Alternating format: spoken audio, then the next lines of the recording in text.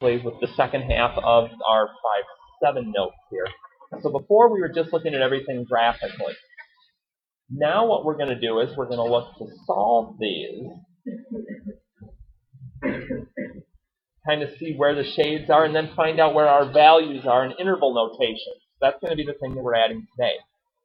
So if I'm going to do this graphically, like, well, this is a little different. Now you've got this constant term on the end. It's not just, x squared, or just the part that has x squared and x. So how's that going to work? Well, we've got to do a little factoring.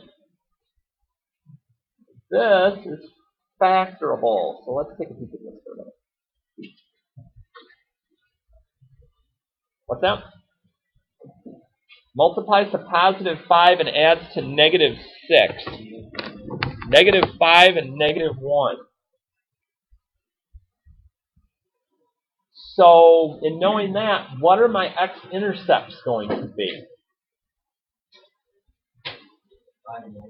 Okay.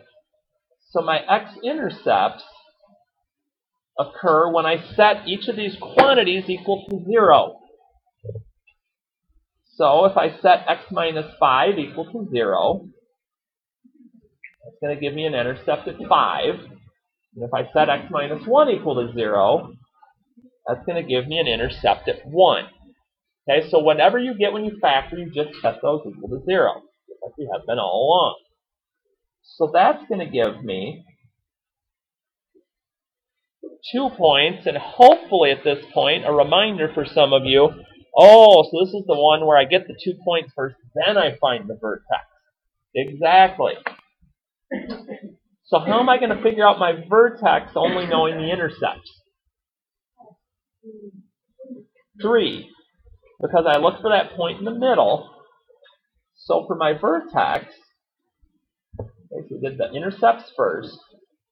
Now we're going to do the vertex, and again, I can either add my intercepts together and divide by 2, or I can just kind of use my fingers and let them do the walking here.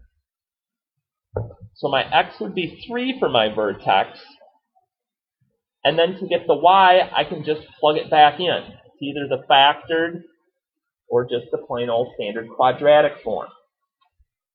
My y, I don't really have a preference, I'm just going to plug it in here.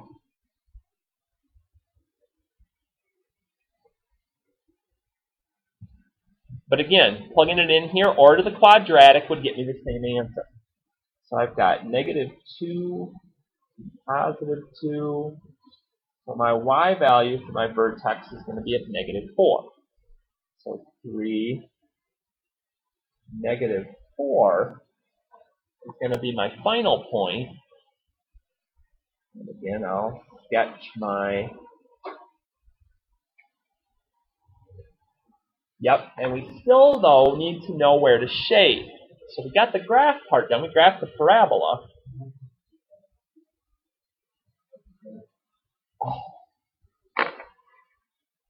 With the whiteout, more of a workout, and with next credit point. I was going to do that at the very beginning, so we didn't forget that, but no. But no. Oh.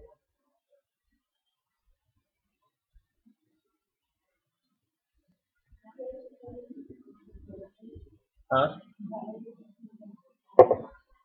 I bet you probably will.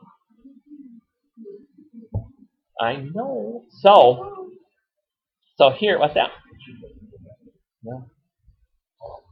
So, now that we're dotted, again, it's not or equal to. I got caught on that one. What's that? Okay. Yeah, 0, 0 is safe this time. So my third idea here, let's bump this up a little more, is we're going to do a test point. And again, anywhere as long as it's not on the parabola is fair game. So I'm testing the outer part because my point is outside the parabola. So when I plug that in, and again, it doesn't matter where, but I'll plug it in here. So I'd have 0 squared minus 6 times 0 plus 5 is 5 less than 0. Okay, that's false. So where am I going to be shading? Okay, in this case, we're going to shade inside because my test point was outside. So you're like, okay, that's basically what we were doing back on Friday, except now there's one more part to it. When I go to write this in interval notation, what I'm basically going to do is I'm going to try to describe the area where my shading ends up. Now, sometimes that's easy, sometimes it's not so much. But let me kind of give you a way on how this is going to work. We're basically just looking for x values here. Well, my x values have to be in between my intercepts when I'm doing these. And this is the strange thing about graphing. So if I find an inside on these, basically what I'm going to do is I'm going to make my interval for that between my intercepts. Notice I'm not including these because I didn't when I was doing it in the original, so it's not or equal to. And you're like, well, that's strange because if this keeps opening wider and wider, why wouldn't my values be wider and wider? Because if you stop to think about it for a minute, if I start plugging in values that are outside of this, you're going to start getting false statements on these. But the easiest way to remember, and that's how I'd like you to, because, well, I want to keep this simple, is once you find your intercepts, if it's inside, it'll just work this way. And you'll get to see the other part here in just a minute, how it works. Okay? So again, if it's inside, use your intercepts to help you figure out what the interval notation is going to be. Okay? And just basically go from there, because otherwise it can get to be kind of a pain. So, what happens if it ends up being outside? One thing I can tell you right away is, I'm not messing this one up. This one's solid, so there will be no whiteout. Now factoring again. To me, these are small enough numbers to work with that we should be able to do mental math. If you want to slide and divide, you can. But let's see, how many options do I have for what multiplies to 2? Okay, not very many options. 2 and 1. And then, right, 3 I only have one option, 1 and 3. The question is, where do they go? Well, if I put 3 here and 1 here, that'd be 3x and 2x, so that might work. Let's look at a pencil type one to play with here. So let's say I tried out, and if you're doing pen, don't write yet, because we've got to make sure this works first. Could I make this work? One has to be positive and one has to be negative. Negative and positive, that'd be 3 minus 2 or 2 minus 3. Okay, that's not going to work. We got to get that one the big So if we switch it the other way with 3 and 1, I want a negative 5. So 3 times 2 would be 6. We'll make that negative. So negative 6 plus 1 is negative 5. And again, I'm going to set each of these equal to 0.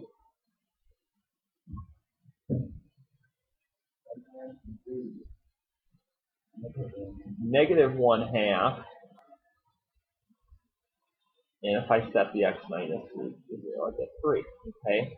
So again, those are my x-intercepts. Negative 1/2. Positive 3. You're like, dude, this is going to be kind of nasty. This is one of those cases when you're looking for your vertex, since you're not going to end up with a whole number, I would suggest taking your x values, adding them up, dividing by 2. So let's see here. We got 2.5 divided by 2. The x value of my vertex is at 1.25. Yup. Because now I've got to plug that in, again, to either of these, either the factored form or the original quadratic. But to get my y, I'm just going to go ahead and plug it in here. So 2 times 1.25 squared, I'm going to run out of room, minus 5 times 1.25. minus 3.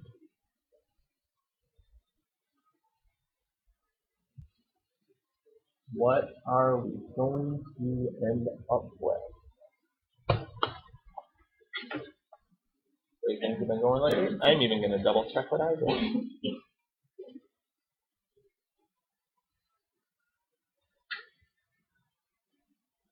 No assistance from the audience? No? Alright. They're risk takers. They're willing to trust me here. Alright. So negative 6.125. So my vertex is at 1 1/4, down just a little bit past 6.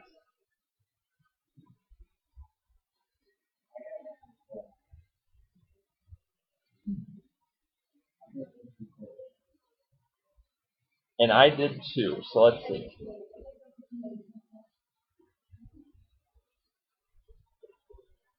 Yeah, because I'm just kind of looking here. I did my 2 times the 1.25 squared and got to 3.125. Then 5 times 1.25, subtract that, that's 6 1/4. And then subtract 3 more. So I think this negative 6.125 have it.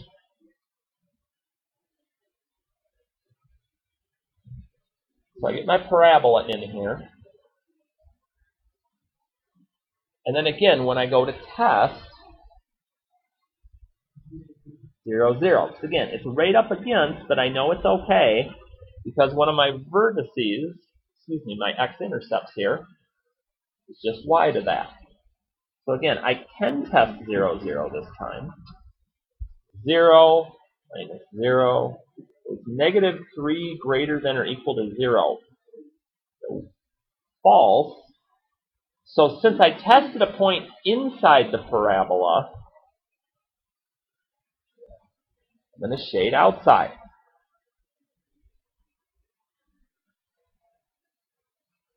So you're like, okay, so how's this going to work with interval notation? Well, here's how it goes. I'm going to be looking for every x value. Here, I was just looking for the x values inside my intercepts. I'm going to do the same thing here with my intercepts, except now I'm doing the outside. So I want all this space coming from the left. How do I signify all this space off this way? Okay. Negative infinity. And where does my parabola start at? Right here. Negative 1/2. But again, it's or equal to this time. So this time we've got to get the bracket in there. And then I'm going to start up again right here at 3. And I'm going to go off forever to the right. Still going to use the intercepts, except I'm using the portion that's outside of them to write my interval notation. So if it's inside, we stay within the parabola. If it's outside, I still use the intercepts, but I'm going to get a much larger interval notation because I have all that space outside that I'm working with.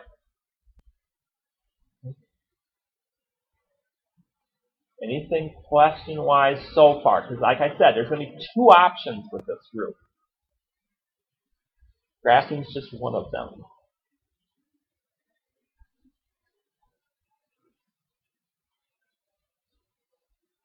Okay.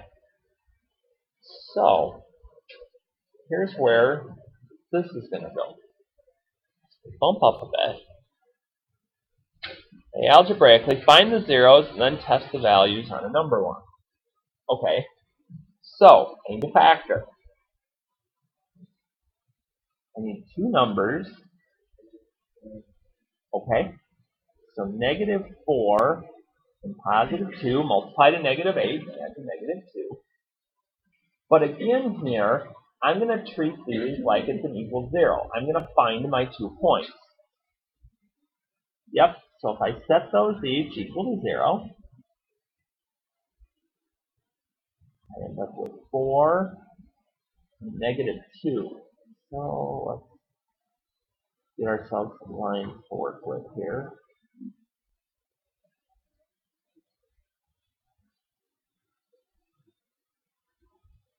So I've got 2 test points that I'm checking out. So I've got one of them here at -2, and one at 4. So here's basically what we're going to do. We're going to section this off. And we're going to test out each section with some number to see if it's true or not. So for instance, yes, sir. Oh, you're distracted. All right. So for instance, in this section, I can test any number to the right of this. Let's say I test 5. Not graphing, but more testing to do. Again, I'm just going to plug that into the original quadratic. So 5 squared is 25. 2 times 5 is 10. I'm hearing true, true. That'd be 7 is 7 greater than 0. That's true. If it's true, that's one of the places your solutions are going to be. So I will go ahead and color this part in with my arrow. Now I have an idea where the other part that works is going to be, but I want to make sure. So I come to this middle section. Any suggestions on what point to use? 0. Okay. So in the middle, I'm going to test x equals 0. So 0, 0 minus 8 is -8 greater than 0. No, that's false. We do not shade there. Anybody want to take a guess on if the other section is going to work? So let's see here. One more section. We kind of ran out of room here. Next number along would be -3, so that's what I'm going to try. You want to be crazy and do like -100, that'd be all right. So let's see. -3 quantity squared, you're using parentheses, so it's going to be 9. Negative times negative is a +6.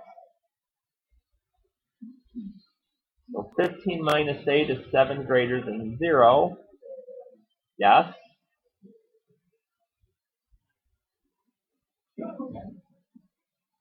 So you remember back to when we were doing these graphs before, and typically one of 2 things happened.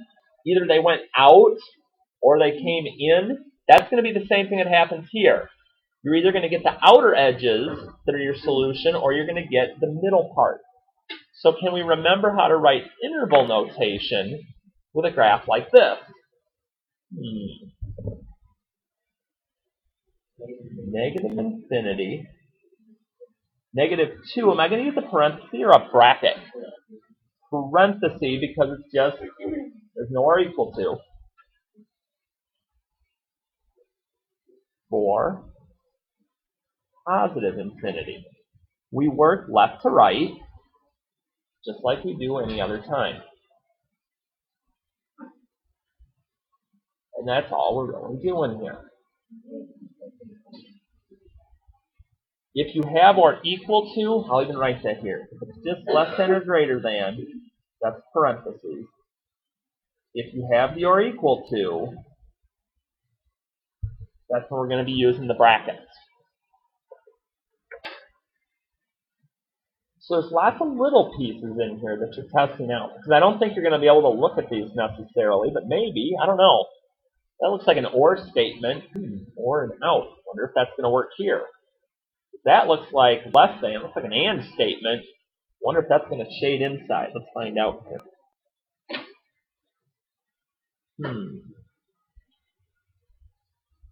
What multiplies to 3? 3 and 1.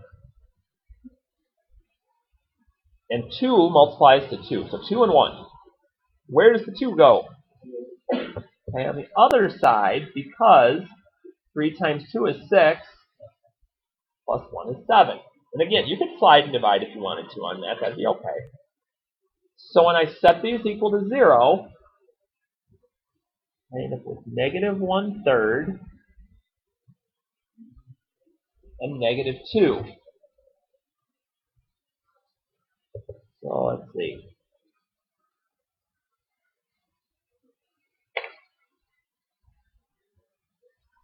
-1/3,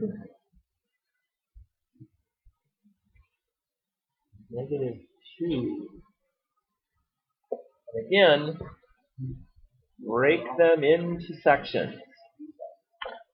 Being told inside. So let's see. What point are we going to test out here to the right? Okay. So that's the right. 0 would work. 1 would work. So if I plug in 0, 0, 0 is 2 less than or equal to 0. Not last time I checked. So we're not shading out here. And basically at that point, that's going to tell you that it's in the middle, unless you did something really goofy out here. So if I get to the middle, we'll test out -1. But some of you might get brave and say, well, if I know it's not that, I'm just going to shade the middle. You could. As long as you've done your math work right, that'll be correct. So let's see. -1 squared would be 1 times 3 is 3. 7 times -1 is -7. Plus 2. -4 is -2 less than or equal to 0. Yep. That's true. And just to be sure, because I like being sure, -3 would be 9. That would be 27. 7 and -3 would be -21. 6 plus 2 is 8. It's less than 0. Don't think so. So how do I do interval notation when it's in the middle? Brackets, because it's or equal to -2 to -1/3. That would be my interval notation. So again, personally, I think the line graph's an easier route to go with these.